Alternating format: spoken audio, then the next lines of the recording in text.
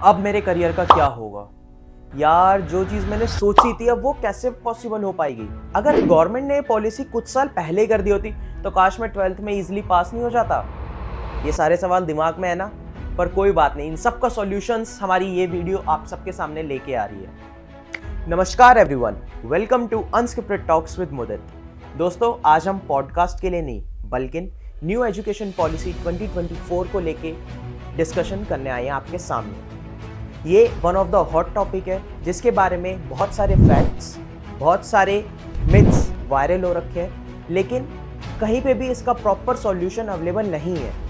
तो आइए आज इस चीज़ पे गौर फरमाते हैं और इस पे एक प्यारी सी चर्चा करते हैं। सबसे पहले अगर देखा जाए एजुकेशन होती क्या है, तो मेरे हिसाब से education is the process of learning, teaching and assessment. Education से आप स्किलफुल, प्रैक्टिकली बहुत मजबूत बनते हो। और ये मेरा एक पर्सनल ऑब्जर्वेशन है कि जहाँ रिश्तेदार, परिवार, दोस्त, भाई बंधु काम नहीं आते ना, वहाँ आपकी एजुकेशन काम आती है। फिर चाहे वो खुशी वाला फेज़ हो या दुख वाला फेज़ हो, कोई मैटर नहीं करता, बट अगर आपके पास एजुकेशन है तो ये आपको हर प्रॉब्लम से बड़े प्यार से निकाल के ले जाएगी। तो सबसे पहले एजुकेशन पॉलिसी 1968 में रिलीज हुई थी इंदिरा गांधी के द्वारा। उसके बाद 1986 में सेकंड एजुकेशन पॉलिसी लॉन्च हुई राजीव गांधी जी के द्वारा। उन सब के बाद आज 38 सालों बाद हमारे current prime minister Shri Narendra Modi ji के द्वारा and our union education minister Dharmendra Prasad ji के द्वारा हमारी third new education policy 2024 launch हुई है। आइए अब इसके कुछ की फीचर्स पे नज़र देते हैं और उनको समझते हैं कि उनका क्या महत्व रहेगा हमारे आगे की जर्नी में। फर्स्ट गाइडलाइन है होलिस्टिक अप्रोच, जिसका मतलब है सरकार चिल्ड्रंस की सोशल डेवलपमेंट पे ज्यादा ध्यान देगी। Second, ECCE emphasis. ECCE stands for early childhood care and education.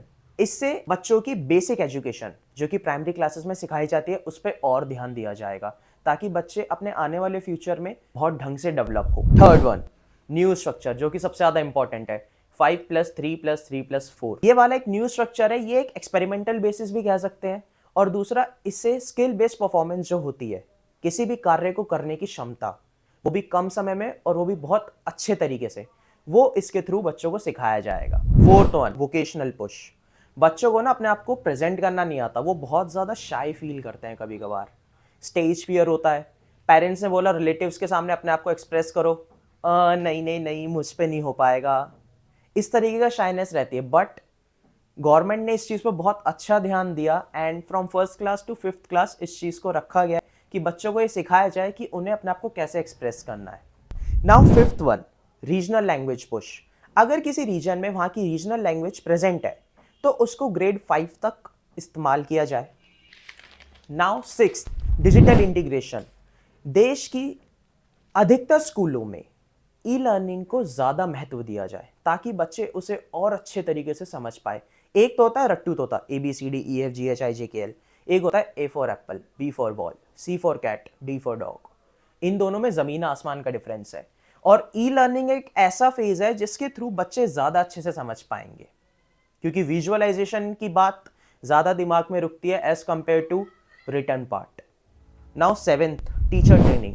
Teachers की ज़्यादातर ट्रेनिंग अब तक एक बार होती थी साल में, लेकिन अब से क्या होगा, उसको रीमैप किया गया है। साल में जितनी ट्रेनिंग्स पॉसिबल हो पाए उतनी ट्रेनिंग्स टीचर्स की करवाई जाएगी ताकि वो और इफेक्टिव वे से बच्चों को पढ़ा पाए और चीज़ें उन तक डिलीवर कर पाए।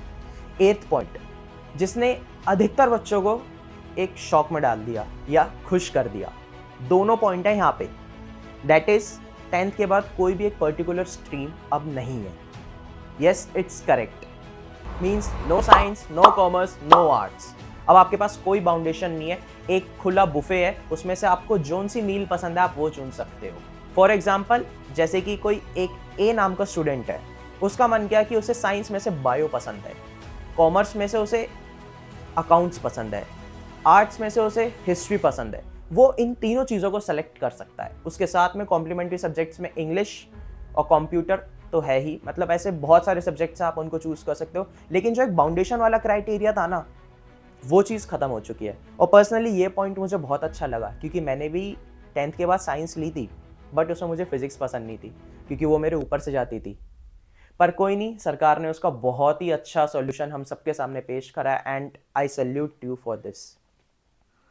उसके बाद 9 पॉइंट, ये चीज़ तो इसके लिए दिल से थैंक यू सरकार को कि उन्होंने बच्चों को बहुत अच्छे से मदद करी इस चीज़ में। 12th एंड 10th में 2 बार बोर्ड होंगे। इसका मतलब ये है कि 12th के अंदर फॉर एग्जांपल एक बार बोर्ड होगा आपका अक्टूबर नवंबर दिसंबर के बीच में, और एक बार होगा फरवरी मार्च के बीच में। इसमें क्या होगा कि फॉर एग्जांपल आपने फर्स्ट बोर्ड में अच्छा परफॉर्म नहीं करा तो कोई बात नहीं ना यार, सेकंड बोर्ड आपके पास है, आप उसमें अच्छा परफॉर्म करो। और अगर आपने फर्स्ट में अच्छा परफॉर्म कर दिया तो आपको सेकंड की टेंशन लेने की ज़रूरत नहीं है, क्योंकि वो आपको देना नहीं पड़ेगा। इसमें एक और ट्विस्ट है, पर ये ट्विस्ट आपको पसंद आएगा, जो कि अगर आपने फर्स्ट में अच्छा परफॉर्म करा लेकिन एक आधे सब्जेक्ट में आपको लग रहा है कि यार मेरा इसमें हाथ अच्छा नहीं बैठा, तो उसमें डरने वाली बात नहीं है। आप सेकंड वाले एग्ज़ाम में सिर्फ उसी पर्टिकुलर एग्ज़ाम को देके उसमें अच्छे मार्क्स स्कोर कर सकते हो और अपनी परसेंटेज को फ्रॉम 85 टू 90 प्लस ले जा सकते हो। ये एक पर्सनल क्राइटेरिया है जो कि मुझे बहुत अच्छा लगा। देखो दोस्तों, इस सब के बाद मुझे ये चीज़ तो बहुत समझ में आई कि ये जो गाइडलाइंस हैं, या आप इन्हें की फीचर्स भी कह सकते हो, ये बहुत इफ़ेक्टिव है। पर्सनली मैं फ़ैन बन चुका हूँ इस नई पॉलिसी का, और कहीं ना कहीं मेरे दिमाग में भी ये चीज़ आ रही है कि काश ये चीज़ मेरे समय तो हो जाती 12th वाली, तो शायद से मैं और अच्छा अपग्रेड कर पाता। अब हमें एक चीज़ देखनी है कि पहले भी तो एजुकेशन पॉलिसी चल रही थी हमारे इंडिया में इतने सालों से कम मेरे हिसाब से 2 या 3 जनरेशन ने तो वो पॉलिसी देखी है। ये पॉलिसी इस वाली जनरेशन के लिए है। तो चलिए आइए अब इन्हें कंपेयर करते हैं, और इस बार पोल बूथ आपके पास रखते हैं। इसका मतलब अब आपके पास एक मौका रहेगा, आपको ओल्ड या न्यू एजुकेशन पॉलिसी में से आपको कमेंट करना है कि आपको ओल्ड पसंद आई या न्यू पसंद आई, लेकिन विद योर।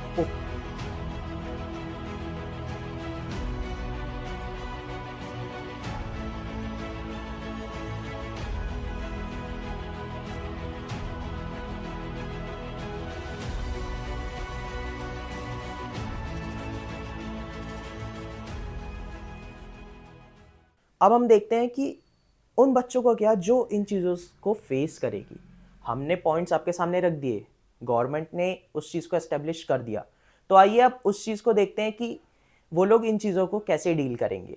तो दोस्तों, मेरा नाम वंश है। मैं इस साल 10th के बोर्ड दे रहा हूँ और मुझे नई एजुकेशन पॉलिसी के बारे में पता चला, जिसमें हम 10th के बाद अब ये हमारे पास वो नहीं है कि हमें सिर्फ 3 स्ट्रीम लेनी है, हम कुछ भी ले सकते हैं अपने अकॉर्डिंग सब्जेक्ट, जो कि मुझे लगता है अच्छी चीज़ है। और अब हम बोर्ड भी 2 बार दे सकते हैं, हमारे बोर्ड भी 2 बार होंगे, तो ये भी सही है कि अब हमारे ऊपर प्रेशर नहीं रहेगा।